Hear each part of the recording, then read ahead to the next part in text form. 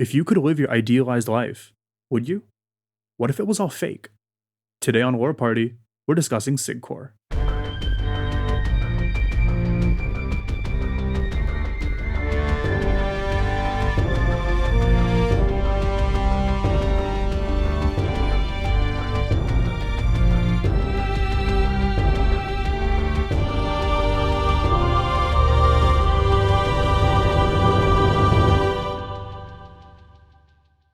Welcome to Lore Party, the podcast that explores the stories, characters, and universes behind some of our favorite video games. I'm Caleb. And I'm Bhavya. And today we're talking about one of mine and Bhavya's all-time favorite classics, To the Moon, and also to a degree its sequel, Finding Paradise. Yeah, both of those games are incredibly phenomenal. I remember when Caleb first came to me and said, "Hey, I want to do an episode on To the Moon. Would you do it with me?" And I said, immediately, absolutely, let's play through it right now. And now I've played through it twice, and every single time I've always noticed something new. And I got the opportunity to play Finding Paradise for the first time. And oh man, if you haven't played this game yet, do yourself a favor, go ahead and buy it. It's incredible and heartwarming and gut-wrenching in all the best ways. Finding Paradise, yeah, it's absolutely brilliant game with a really well-paced plot. And before we get into it, consider this your spoiler warning for To the Moon, Finding Paradise, and all the intermittent episodes, the minisodes in between that entire series by Freebird Games. So To the Moon is about a couple scientists that work for a company called the Sigmund Corporation, and the broad premise of this company is that you can sign up with them, and then when you're on your deathbed, the scientists will come in and alter your memories so that you've fulfilled whatever dying wish you wanted to have fulfilled with them. In the case of the first game, they went into the head of a man named Johnny, whose dying wish was that he had visited the moon. So they go looking through his memories, trying to find not only the life circumstances like his relationship with his wife that led to him wanting that to begin with, but also look for ways that they can connect his dreams to a way that they could have been implemented, and look for fundamental changes they could have made that would have resulted in him having done that. And Finding Paradise is basically that same concept, but carried over to another man named Colin, who in fact lived a really full life. He became a pilot, he had a family, and well, his wish was something that I definitely wasn't expecting. But we can get into that later. What I really want to talk about is the different reactions to what Sigcore does. The main caretaker of Johnny in the first game was really thankful that the scientists were there, for they were helping a man on his deathbed grieve, reconnect to his wife, and, well, fulfill his dream of going to the moon. And over in Finding Paradise, the wife of Colin, the dying man in that game, was truthfully very against Sigcore. She would constantly say throughout the entire game and in his memories, why would you want to erase these things that have made you who you are and give all of that up for something fake and obviously fabricated? And well, it turns out she wasn't the only one that thought that way. In fact, over in the minisodes in between Finding Paradise and To the Moon, well, a lot of people weren't happy. You definitely see a lot of that in both games and their minisodes, is there's an entire crowd of protesters throwing tomatoes at the windows of the Sigcore. I feel like the premise of the games does carry with it an awareness of the weight of what it's asking its characters and its audience to accept. The fact that this memory traversal idea, that you're essentially rewriting your memories on your deathbed so that you can have fulfilled whatever you want, is in and of itself a very controversial idea. Anyone who's heard the premise of To the Moon, if you first heard of it at the beginning of this episode, you immediately had an opinion on that. You either thought, wow, that's amazing, that's something I definitely want to do in a game I want to play, or you scratch your head, like, why would anyone want to do that? That's against the entire point of memories. And that controversy, that discussion, and that divide is, I feel like, portrayed somewhat realistically in games where this isn't a magic technology that everyone's accepted. This is something that the scientists are fully aware that they're walking on eggshells in every situation they walk into. I think it also brings into account a lot of ethical dilemmas that the scientists have to deal with, particularly about the people who they're traversing through. They have to make sure to keep their beliefs intact and keep their central values intact and changing sort of as little as possible and really letting the patient maintain as much autonomy as they can throughout this entire process. And sort of to play a little bit of role maker here. Suppose they went through a person who had abhorrent beliefs and say that they were hired by this person to make his dying wish of doing something terrible come true. And they would still have to be held to that contract, even though they might have had the option to turn whoever had that person with abhorrent beliefs into someone who might not have had that. And they're not allowed to impose their own version of what's satisfying or what's meaningful to them onto this other person. And you really do have this line that you need to draw between how much of it do you want to fabricate and how much of it do you want to stay true to the person you're traversing. That moral dilemma actually comes very directly into the light as the plot of To the Moon goes on. Mm-hmm. But I think, like, what it really does come down to, like, with all of these moral dilemmas and stuff like that, is it really comes down to the nature of the value that we place on reality. I feel like it's a bit of an oversimplification to call it as simple as fantasy versus reality. It definitely is. Because we aren't really talking about changing your memories while you're alive. It's never made clear whether or not the machine in To the Moon is capable of doing that or not. But it's still a tough evaluation to make when it comes to fantasy versus reality. In the 1 year anniversary of Finding Paradise, the author, in fact, talks about sort of the development of that game. And one of the comments is that in To the Moon, you're helping a dying man get to the moon, something he's never done before. You're sort of deriving this fantasy out of reality.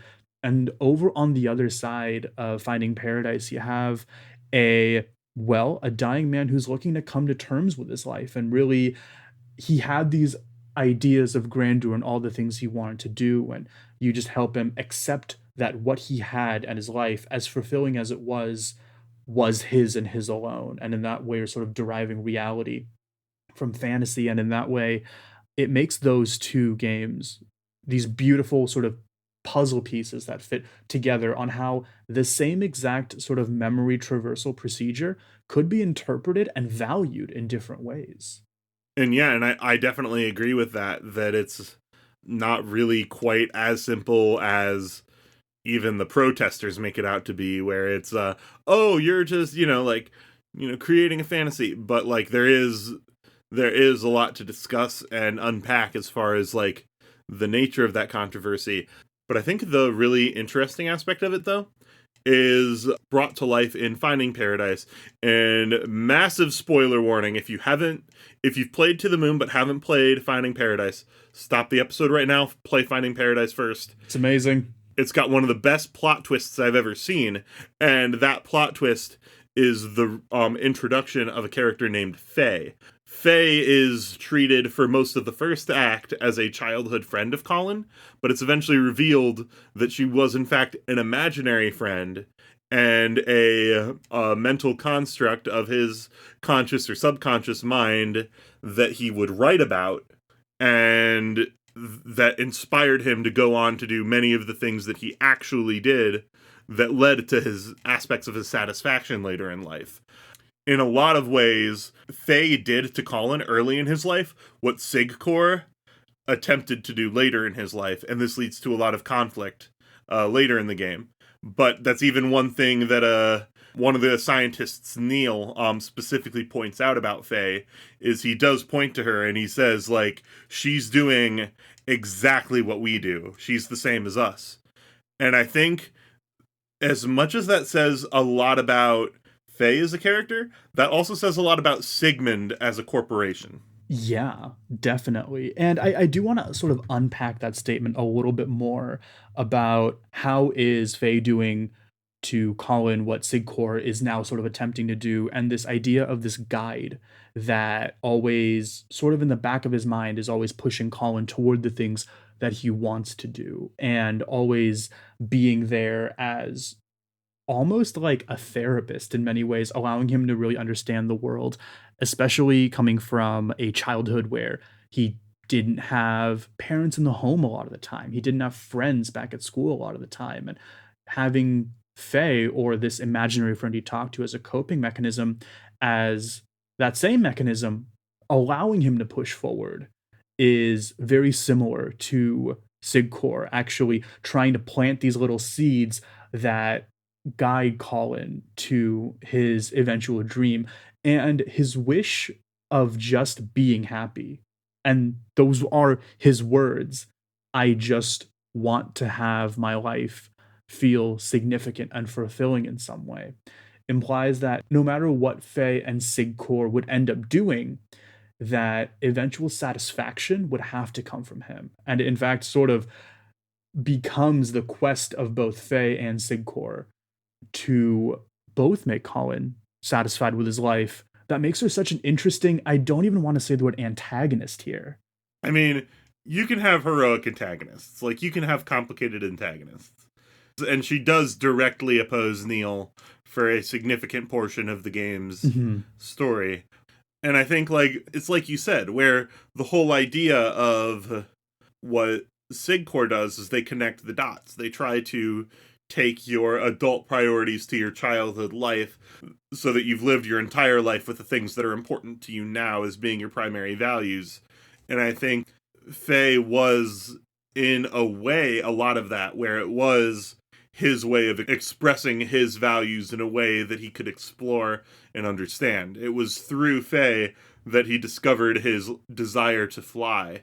That's not to say that Colin's depiction of Faye was a symptom of schizophrenia or anything like that. Because as soon as that twist happened, that, oh, Faye doesn't really exist, then why is she personified in his memories in this girl? It was more indicative of him accepting the fact and him convincing himself that Faye was a real confidant, and those memories and those pressures that Faye suggested to him, like, hey, you should go fly. Hey, you should ask for that job. Hey, you should draw on that whiteboard. All of those memories and wants and desires are very real. It also brings to attention what Sigcor identified as his quote unquote regrets versus what his regrets truly were. And it wasn't any of those things per se. Of course, life happens, but it was more about him wanting to reconcile with his younger self, which he never really gave a chance to grow in the way that I think he wanted to. And it's a lot of that too. Like, it's a little bit about him wanting to reconcile with his younger self, but it's also a lot about, like, his learning to accept that the choices he made, even the ones he didn't necessarily love at the time, even the ones he doesn't necessarily love in his old age, led to where he is now. And I think even he knew that going into the thing, where he said, like, I don't know what the missing piece is, but I know I don't want to take away any of the pieces that are already there. And so I think that just speaks volumes to, like, what Faye as a concept to him is. Faye is this sense of self-motivation and awareness of drawing a reality from fantasy is what Faye is. And I think that that's a really, really good way to have worded it. And I think that also explains a lot of Neil expresses a lot of interest in Faye. And I think, like, that draws a lot on it. A decision that I really did admire about Dr. Neil Watts is allowing a sentient part of Colin's subconscious, which is Faye. That's what she is. She is a derivative of Colin's subconscious as this imaginary friend slash conscience to take control of Colin's memories. Colin's story is quote unquote solved by allowing Faye complete control of Colin's memories. And in doing so, allows Faye to meet Colin again, just like when they were kids.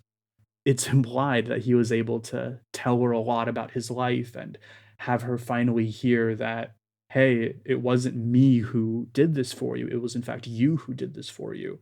And then he would receive peace and really understand that I really did live a life worth living. And given the same situation, I wouldn't have had it any other way.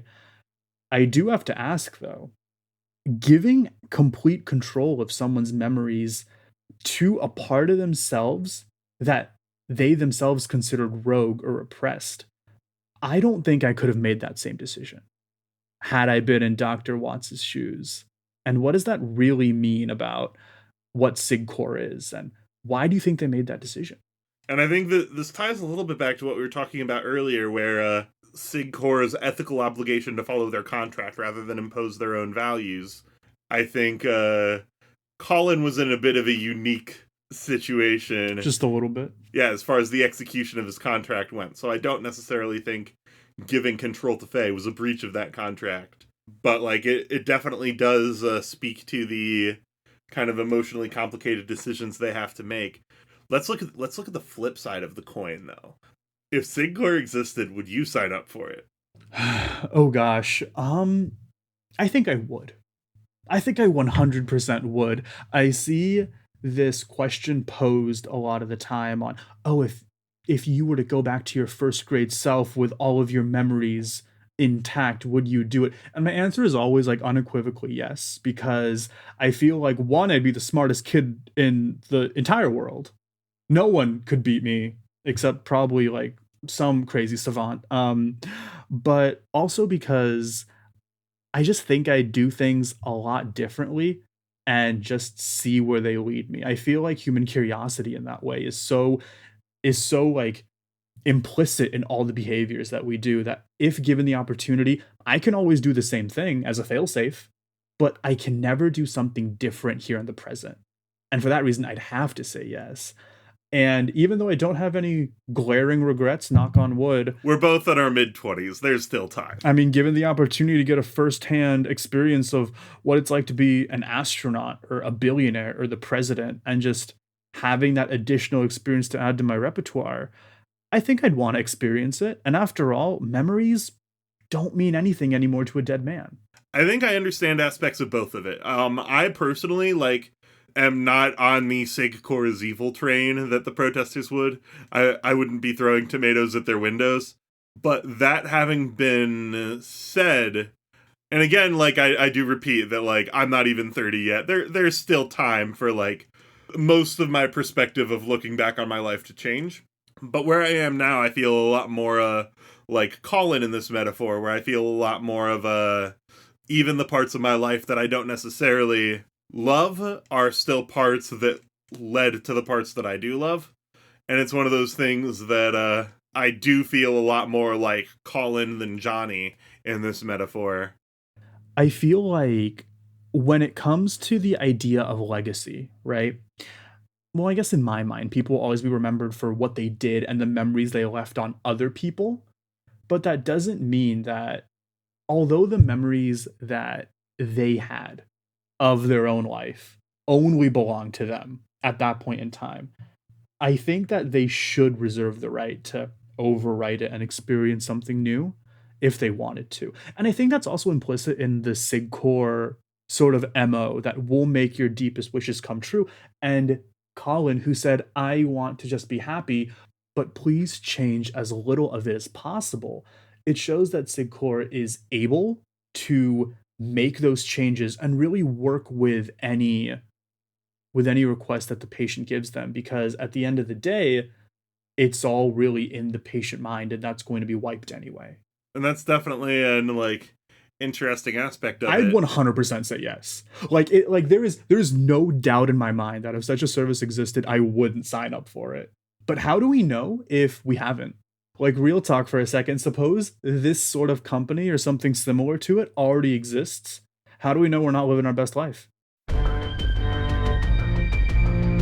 Well, that about wraps it up.